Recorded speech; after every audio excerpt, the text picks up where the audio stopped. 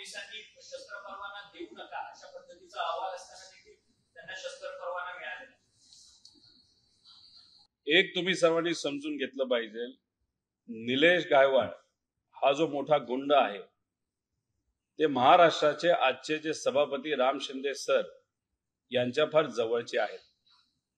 त्यांनी राम शिंदे सरांना सांगितलं असावं अशी एक चर्चा आहे आणि राम शिंदे सरांनी हे योगेश कदम यांना डायरेक्ट तरी फोन केला असावा, चर्चा केली असावी, नाहीतर होम मिनिस्टर कार्यालयामधून एक दबाव हा राज्यमंत्र्यांवर आला असावा आणि त्या अनुषंगाने सचिन गायवाड जो मोक्यात सुद्धा अडकला होता पूर्वी असं आम्हाला समजतंय, त्याला तिथं बंदुकीचा परवाना दिला गेला.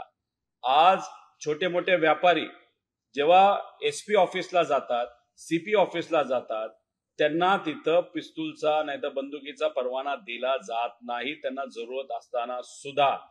पण मग एका गुंडाच्या भावाला सहजपणे तिथं जर बंदुकीचा परवाना देत असेल तर फार वरिष्ठ लेवलची लोक याच्यामध्ये इन्व्हॉल्व असतील, ज्याच्यामध्ये होम मिनिस्ट्री सुद्धा आहे आणि होम मिनिस्टर स्वतः असू शकतात आणि सभापती राम शिंदे सर सुद्धा तिथं असू शकतात. म्हणजे ज्या गोष्टी सहजपणे गरीबाला सामान्य लोकांना मिळत नाही, जसं की पासपोर्ट, खोट्या नावावर पासपोर्ट दिला जातो निलेश गायवाडला, निलेश गायवाड भारत सोडून बाहेर जातो आणि इथं विद्यार्थी आणि सामान्य लोक अनेक वेळा चक्रा मारून सुद्धा त्यांना पासपोर्ट मिळत नाही. त्याच्याच बरोबर अजून एक गोष्ट आपल्या सर्वांना सांगतो, निलेश गायवाड जर कुठल्या एअरपोर्टवरनं लंडनला गेला असेल तर ते एअरपोर्ट आहे अहमदाबाद एअरपोर्ट.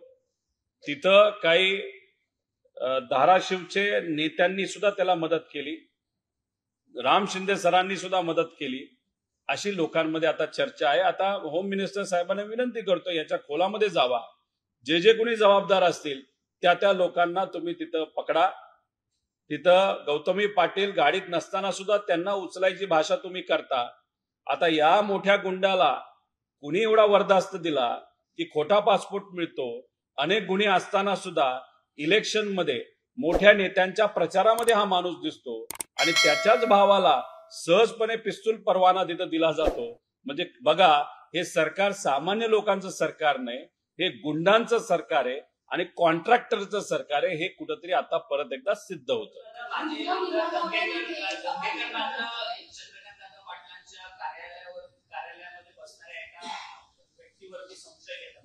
समीर पाटील याचे गँगस्टर निलेश गायवाडशी संबंध आहे आणि समीर पाटील याच्याकडे 100 कोटींची प्रॉपर्टी कुठून आली असा देखील सवाल माजी आमदार दंगेकर विचारताना पाहिला. दंगेकर यांना सत्ताधारी पक्षाचे आमदार समीर पाटील जे आहेत, जे काही आम्हाला कळालेलं आहे ते चंद्रकांत दादा पाटील साहेब यांच्या ऑफिसमध्ये असतात आणि हे स्वतः समीर पाटील जे आहेत ते निलेश गायवाडचे फार निकटवर्गीय आहेत.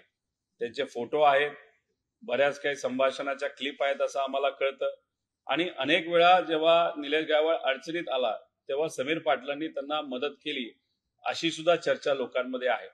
त्यामुळे ह्या सगळ्या गोष्टींकडे बघत असताना की हे सत्तेतले लोक या गुंडांना काय एवढं पाठबळ देतात, हा खरं तर मोठा प्रश्न आपल्या सर्वांना पडतो.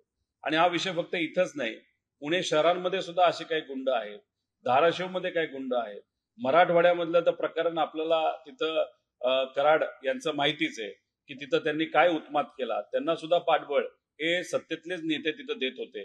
त्यामुळे कुठं ना कुठं तरी इथं आपण जर बघितलं तर जे गुंड प्रवृत्तीचे लोक आहेत त्यांना राजकारणामध्ये प्रवेश देणं असेल. अजून एक गोष्ट, निलेश गायवाडच्या विषयाच्या बाबतीत हिंगोलीचा एक नेता आहे, त्या हिंगोलीच्या नेत्यांनी सुद्धा या निलेश गायवाडला वेगळ्या वेगळ्या पद्धतीने मदत करण्यासाठी काही प्रमुख सत्तेतल्या नेत्यांची मदत घेतली असं सुद्धा बोललं जातं. त्यामुळे हिंगोलीचा नेता हा कोण याचाही अभ्यास केला गेला पाहिजे आणि या सगळ्या गोष्टींकडे लक्ष देऊन एक स्पेशल केस लोकांना दाखवली गेली पाहिजे. हे सरकार गुंडांच्या मागे राहत नाही. बघूया येत्या काळामध्ये काय होतंय.